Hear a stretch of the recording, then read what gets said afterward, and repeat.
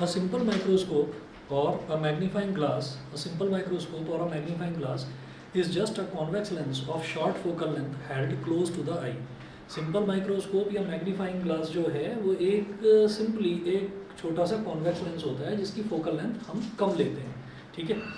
उसके बाद देखिए इसका वर्किंग प्रिंसिपल। तो वर्किंग प्रिंसिपल जब हम इसका देखेंगे तो वर्किंग प्रिंसिपल हमको दो तरीके से देखना है। एक तो ये चीज़ है कि जैसे मान लीजिए कोई चीज़ हमारे नज़दीक रखी हुई है और हम उसको थोड़ा सा मैग्नीफाई करके बड़ा करके देखना चाह रहे हैं, ठीक है। एक लिमिट तक ही तो देख सकते हैं। बहुत ज़्यादा देर तक अगर हमको देखना हो कि कोई बुक है और उस बुक में जो लेटर्स हैं वो बहुत छोटे छोटे छोटे छोटे लिखे हुए हैं, हम उसको थोड़ा सा बड़ा करके देखना चाहते हैं, तो हम बहुत ज़्यादा देर तक नहीं देख सकते उसको, क्योंकि फिर हमारी आंखों में दर्द होने लगेगा।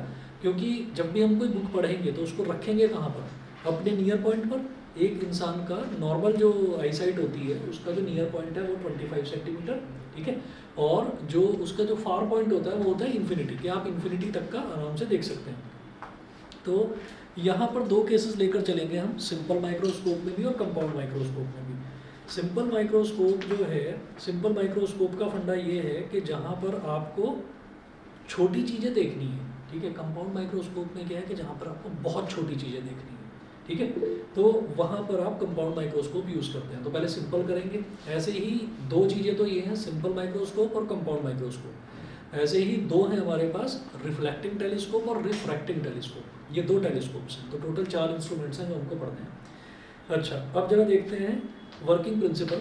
वर्किंग प्रिंसिपल भी दो तरीके से देखेंगे। एक बार हम क्या देखेंगे, when the final image is formed at the least distance of distinct vision. चाहे तो least distance of distinct vision बोलिए उसको, चाहे नियर पॉइंट बोलिए, एक ही बात है। Least distance of distinct vision और नियर पॉइंट एक ही बात होती है।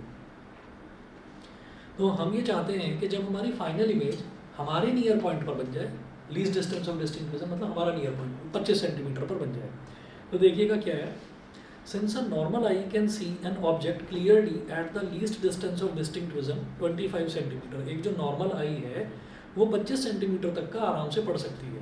The position of the lens is so adjusted that the final image is formed at the distance capital D from the lens, ठीक है। तो कैपिटल डी का मतलब क्या है, हम बार बार उसको 25 सेंटीमीटर ना बोलकर नियर पॉइंट को कैपिटल डी बोलेंगे, ठीक है। कि हम इमेज वहाँ पर बनाना चाह रहे हैं, कैपिटल डी पर इमेज बनाना चाह रहे हैं, ठीक। तो लेंस को एडजस्ट करना मतलब वही जो हम उसको लेकर ना आगे पीछे करते हैं लेंस को, ठीक, वो चीज़ है। अब जरा देखिएगा कि हमको इसमें डेरिवेशन के नाम पर क्या करना होगा, मैग्नीफाइंग पावर निकालनी होगी। दो चीज़ें हैं बिल्कुल अलग अलग होती हैं। एक मैग्नीफिकेशन था, मैग्नीफिकेशन क्या था, height of image upon height of object, वो था। और एक है मैग्नीफाइंग पावर। वो मैग्नीफाइंग पावर जो है, मैग्नीफाइंग पावर जो है वो किसी भी लेंस की निकाली जाएगी। मैग्नीफिकेशन में ये देखा जाएगा कि साइज़ जो है वो कितना बड़ा हो गया किसी भी इमेज का। तो मैग्नीफाइंग पावर जो है वो कैसे निकालेंगे अभी देखिएगा। और उसकी डेफिनेशन जो है उसमें भी बहुत मामूली सा एक अंतर है, वो देखिएगा क्या है। हम जैसे इसका फिगर देख रहे हैं, तो फिगर जब हम इसकी देखेंगे ना, तो भाई फिगर में हमको कुछ भी नहीं करना है। हम ये चाहते हैं कि जिस चीज़ को हम देख रहे हैं, जिस चीज़ को भी हम लेंस के थ्रू देख रहे हैं, उसकी सीधी इमेज दिखाई दे। हम ये तो नहीं चाहेंगे कि हम देख किसी को रहे हैं और वो दिखाई दे रही है उसकी उल्टी इमेज। हम उसको सीधा ही देखना चाहेंगे। सीधा देखना चाहेंगे का मतलब क्या है, सिंपल माइक्रोस्कोप में आपको डायग्राम के नाम पर सिर्फ कॉन्वेक्स लेंस बनाना है और जो ऑब्जेक्ट है, ऑब्जेक्ट को आप ऑप्टिकल सेंटर और फोकस के बीच में रख देंगे, बस सिर्फ वही वाला। तो सिंपल माइक्रोस्कोप का डायग्राम कोई मुश्किल नहीं है। तो पहला केस देखेंगे हम इसका, मैग्नीफाइंग पावर वाला। ये पहला वाला केस है, when the final image is formed at the least distance of distinct vision. Simple microscope,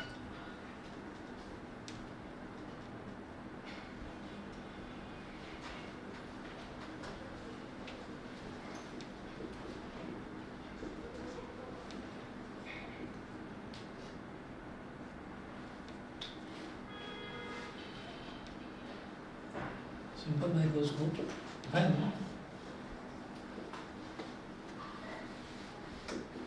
the image is formed at least distance of distinct vision। distinct vision का मतलब है हमारी जो दूर की नज़र होती है, और नियर पॉइंट। डायग्राम देखिएगा, ये कम फोकल लेंथ वाला एक सिंपल कॉन्वेक्स लेंस है।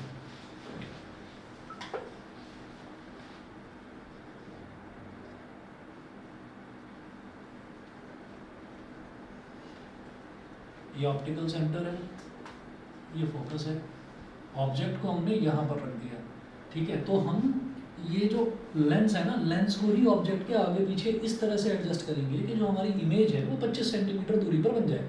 यानी कि अगर आपके पास सिंपल माइक्रोस्कोप का क्वेश्चन आता है कि आप कोई बुक रखी हुई है या आप डिक्शनरी पढ़ रहे हैं और आप उसमें लेंस से आप पढ़ना चाह रहे हैं, किसी भी वर्ड का मीनिंग या सिनोनिम कुछ भी देखना चाह रहे हैं, तो आप मैग्नीफाइंग ग्लास यूज़ कर रहे हैं, तो उसमें पहले से ये समझ कर चलिएगा कि आपका जो इमेज डिस्टेंस है वो इमेज डिस्टेंस आपको 25 सेंटीमीटर लेना है, और 25 भी नहीं, -25, ठीक है।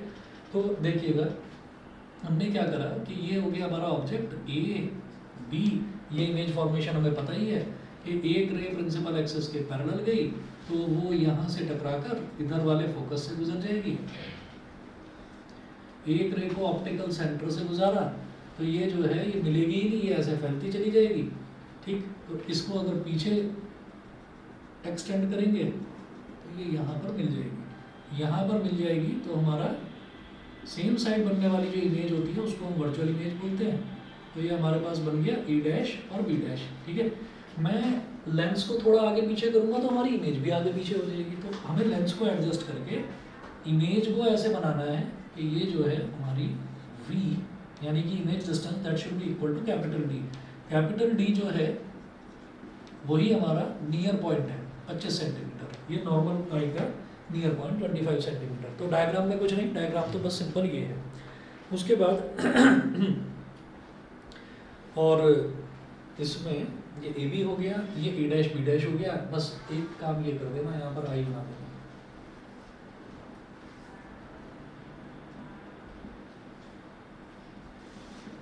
आई बना देना, क्योंकि हम देखना चाह रहे हैं कोई चीज़, ठीक है। तो लेंस है तो लेंस के इस तरफ ही होगी, आई ऑब्जेक्ट इस तरफ होगा, ठीक है। चलिए जी, ये हो गया। उसके बाद अब आप ये देखिएगा, अब मैग्नीफाइंग पावर पर आएंगे।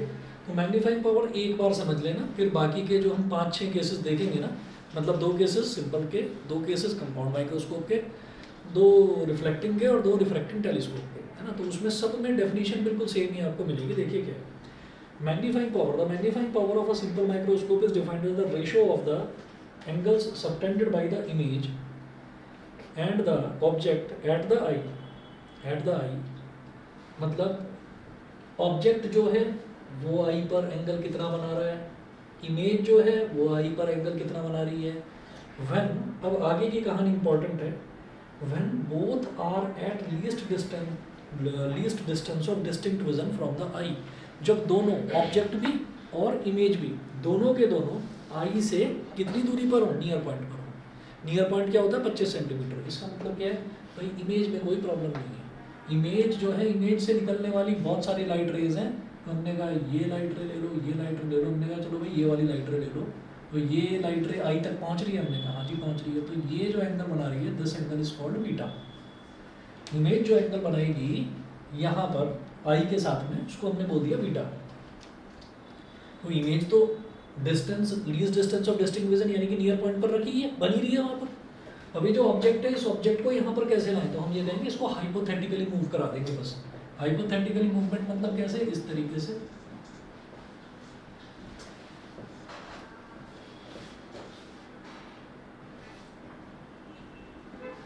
ये, और यहाँ पर आप लिख दें A double dash B double dash. जब हम ऑब्जेक्ट को हाइपोथेटिकली मूव करा देते हैं, सिर्फ इमेजिनरीली हमने मूव करा दिया, हमने माना कि अगर ऑब्जेक्ट यहाँ रखा होता तो वो आई पर कितना जो है एंगल बनाता, तो that angle is called alpha.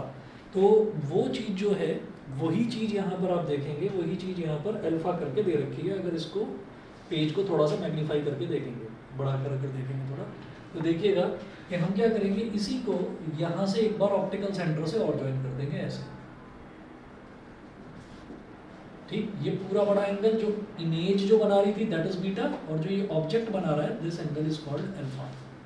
This angle is called alpha. और ये दोनों एंगल ना काफ़ी छोटे छोटे हैं, क्योंकि हमारा जो हम लेंस यूज़ कर रहे हैं इसके सिंपल माइक्रोस्कोप के लिए, वो शॉर्ट फोकल लेंथ का ही लेंस हम यूज़ कर रहे हैं। यहाँ तक मेरी बात क्लियर सभी को, ठीक है। अब जरा सुनिएगा, तो मैग्नीफाइंग पावर क्या होती है?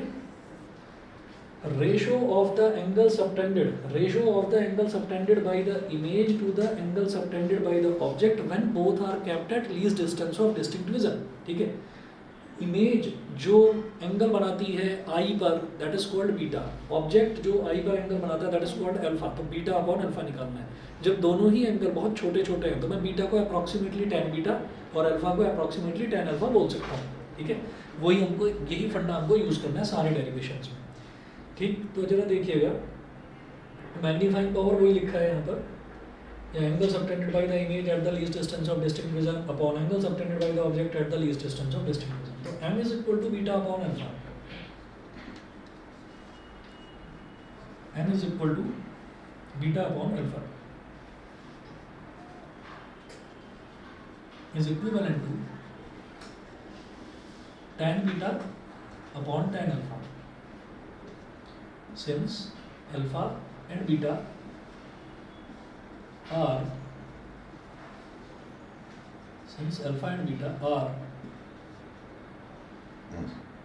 small angles, alpha and beta are small angles। ठीक है, अच्छा जी, अब ये जो tan बीटा है, ये tan बीटा क्या हो जाएगा? यहाँ से अगर हम देखें तो परपेंडिकुलर अपॉन बेस, तो ये है ए बी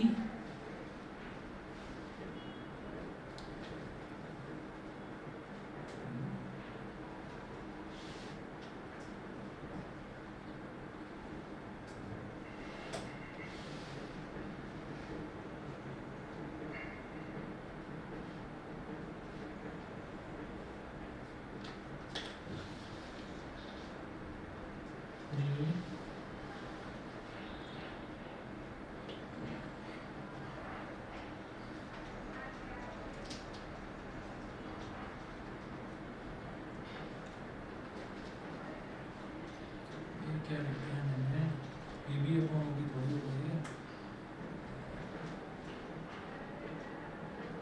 हाँ ठीक है, ठीक है, होगा।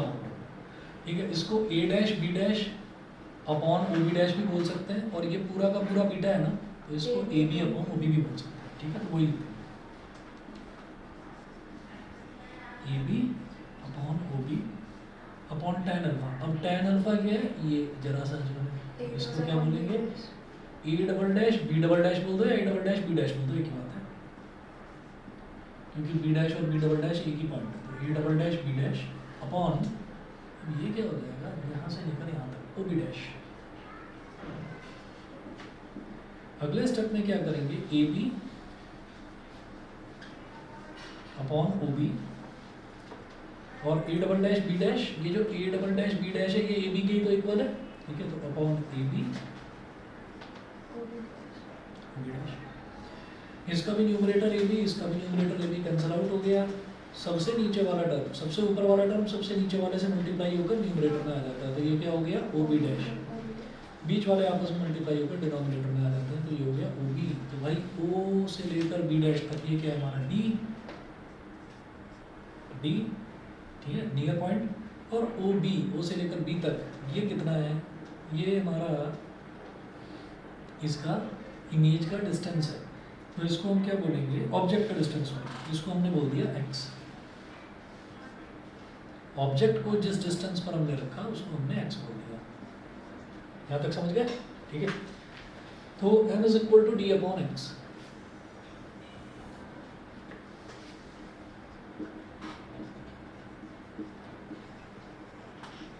m is equal to D upon X, यहाँ तक बता दीजिए, क्लियर है? ठीक है, चलिए जी, तो एक तो ये मैग्नीफिकेशन हो गया। अब यहाँ पर जो x है वो अगर आप इसको u लिखना चाहते हैं तो u भी लिख सकते हैं, वो भी गलत नहीं है। m is equal to D upon U. ठीक है, उसके बाद देखते हैं, let f be the focal length of the lens as the image is formed at the least distance of distinct vision from the lens, so v is equal to minus D. v की value तो minus D होगी। अब हम thin lens formula लगाएंगे using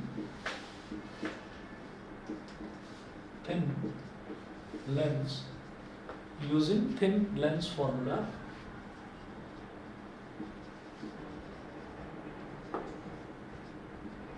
one upon v minus one upon u is equal to one upon f, one upon minus t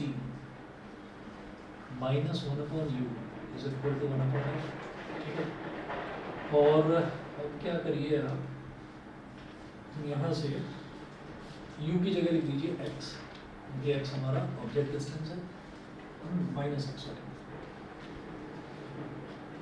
v is equal to minus D, u is equal to minus X, minus minus plus हो गया, तो 1/x इधर रखिए, 1/d plus 1/f, multiply both sides by d,